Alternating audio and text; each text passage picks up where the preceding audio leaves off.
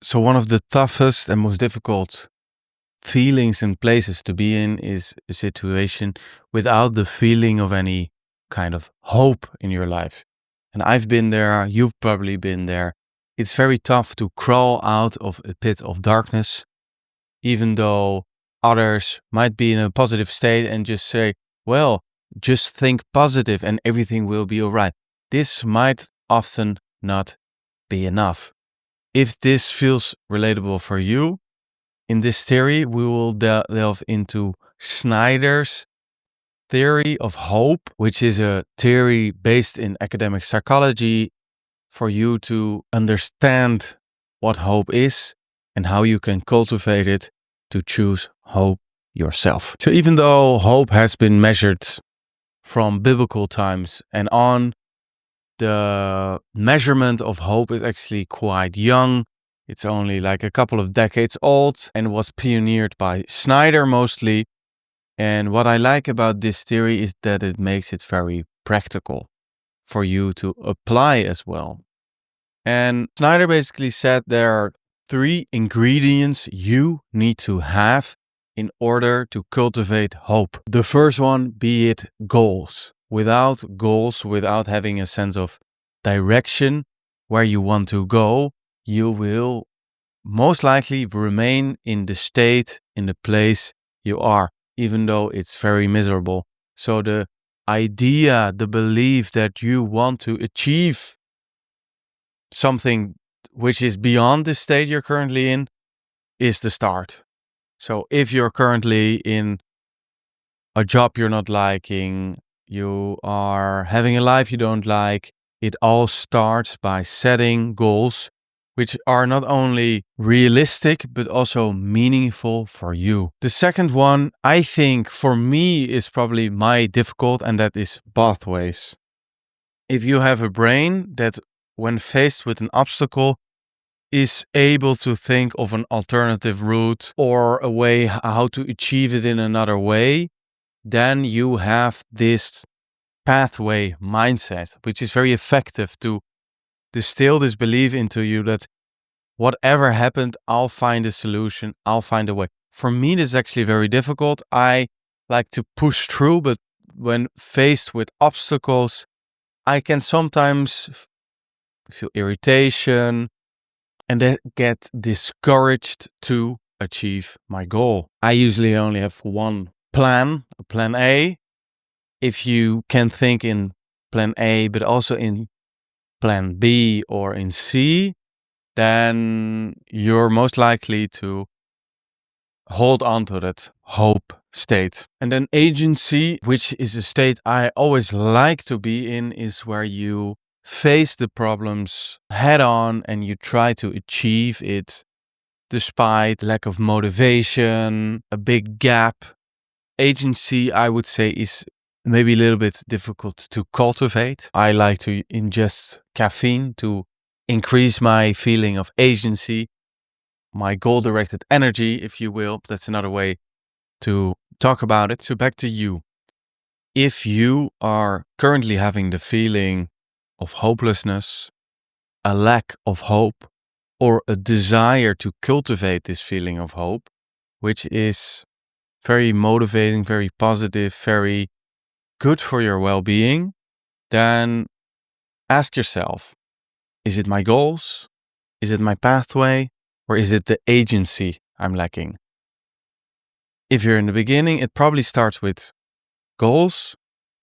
If you already set the goals, then it probably has to do with either don't get discouraged when things don't go your way. When things don't go your way, don't get frustrated, but lean back and for maybe 5-15 minutes, think of all the solutions you can think of to solve this problem, to get over the hurdle, because the hurdles will come. And then agency is like willpower, and willpower is also a muscle. When you put more effort into your goals, this will actually inspire you.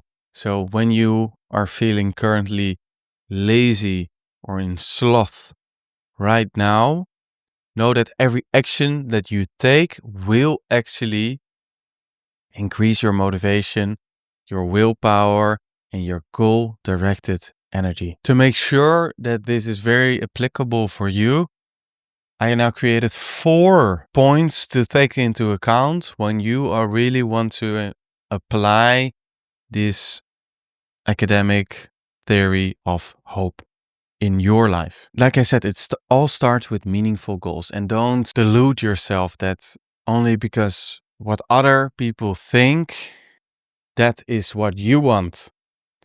Know what your desires are, know what your values are, know what positive meaning you would like to have in the world. For me, for example, I would like to not only have psychology for the people who are mentally ill, but for everybody. This is one of my desires, the thing that creates me the most meaning out of everything. And that's why I also like to do this. So really think to yourself, what is meaningful for me? False hope, where you set unrealistic goals. This might not be the case for people who are not so hopeful, because most of the time they're actually more pessimistic and they say, yeah, I'm just being realistic. But know that when you set such a high goals that they're not achievable, this might actually discourage you next time to set a new goal.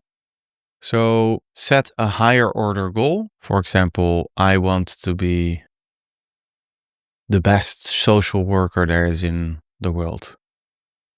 And then divide this bigger goal into more small goals. Okay, I have to probably study social work. I probably have to build some experience in the field. So I will apply for this is one goal. The next goal is I will buy some books that interest me on the topic. And the third one, I will reach out to someone who is doing the work to have a small conversation about how it really is.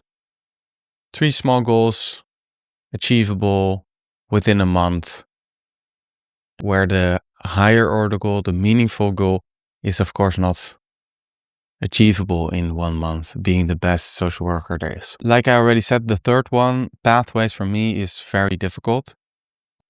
I usually just like to force or push through when something is not working and get frustrated. But the key is staying calm when things aren't going your way and just think. Just step out of it and think, what are my options here? So for me, thinking more about pathways is actually something which would benefit me. But if you are more of an overthinker, don't overthink. Success lies always in thinking enough, but not thinking too much. The sweet spot is where deliberate action on a goal with intention is going, without directionless action or without paralyzing thinking. And like so many other positive outcomes you need to have in your life, it comes also down to the environment you're in. If you have a supportive environment from family, from fans, friends, from people who are having the same mission as you, who are in the same field as you, this helps so much for having this hope. If you're with pessimistic persons, it's so difficult. It drains you. It's a unnecessarily challenge you won't want to take on deliberately. We've now talked about hope. Meaning in life is also very important. What is meaningful for you? This also can help you very much in if you have some existential questions. It's really important to cultivate meaning. And that's why I created this video last week. Please take a look at it. I think it will help you very much. It's also based on academic psychology, not any wish-wash, made-up theory without any solid theoretical foundation. So click on the video. And now thank you very much for watching.